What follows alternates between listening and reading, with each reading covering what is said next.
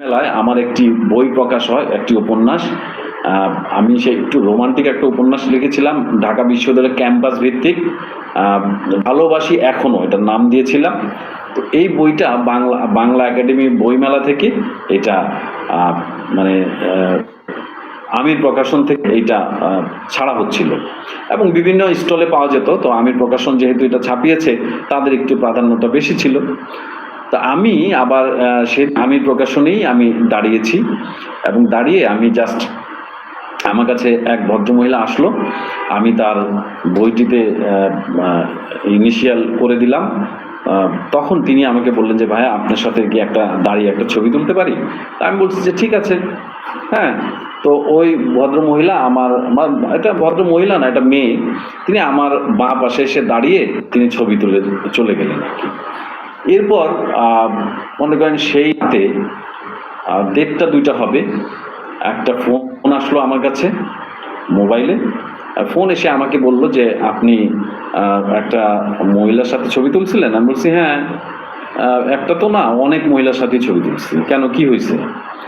বলে যে না, একটা মহিলার সাথে আপনার ছবি আছে এরকম। তখন বলি যে কি ছবি এটা? বলো যে আপনার দেন, আমি মেসেঞ্জারটা দেন, আমি মেসেঞ্জারে পাঠাই। তখন আমি আমার মেসেঞ্জারটা দেওয়ার সাথে সাথে সে আমার মেসেঞ্জারে ছবি পাঠালো, দেখি যে ওই যে ওইটা একটা মেয়ে।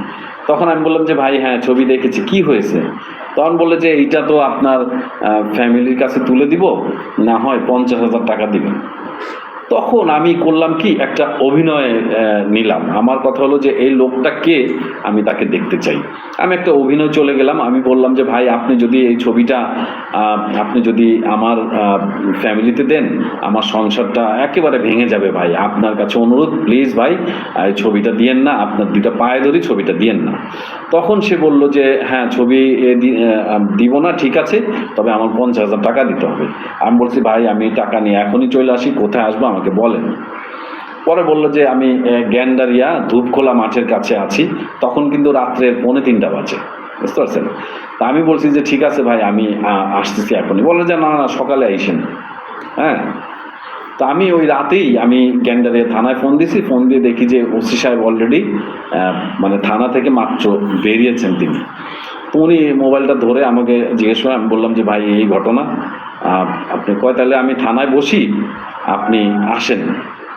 আমি আবার ওই লোককে ফোন ব্যাক করলাম। ফোন ব্যাক করবো আমি বললাম যে আমি ভাই আমার তর সহ্য হচ্ছে না, আপনি একটু কাইন্ডলি আপনি ধূপখোলার এখানে আসেন, আমি চলে আসি।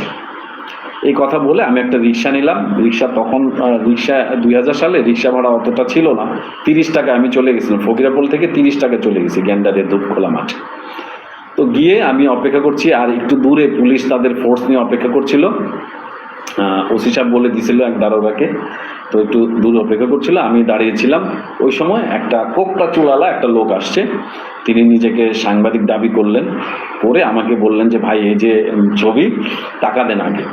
তখন আমি বললাম কি তাকে ছবিটা ধরে টাকাটা আমি ধরে ছবিটা আগে দেখি। ছবি ধরতে যায়, তারে ধরলাম কলারে, ধরে ইচ্ছা মতো